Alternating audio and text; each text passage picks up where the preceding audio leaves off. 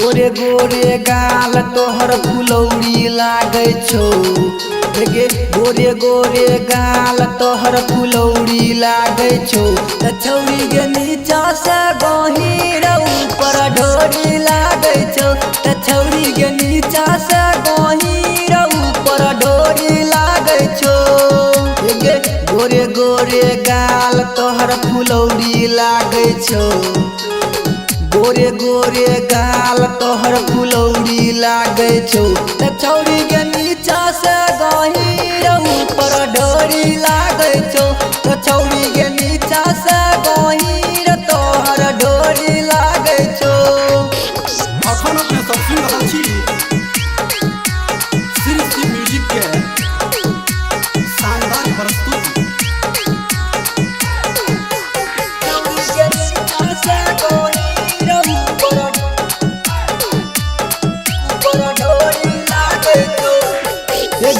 कोन कोन चौकी के तू खाई छा छौरी आटा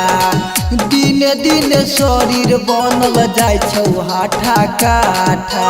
जाय छौ हाथा काठा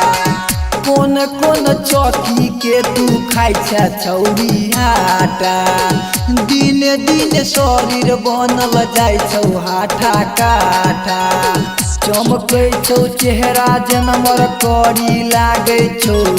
हे गे चमकै छौ चेहरा जनमर करी लागे छौ त छौरी के नीचा से गहीर ऊपर ढोरी लागे छौ त छौरी के नीचा से गहीर तोहर ढोरी लागे छौ। अखन अपने सब सुन रहल छी सिर्फ म्यूजिक के शानदार प्रस्तुति।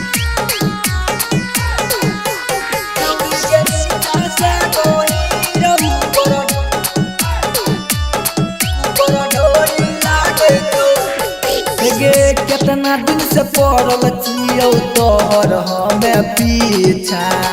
बोल न छौरी कहिया तू रहिबे हमर इच्छा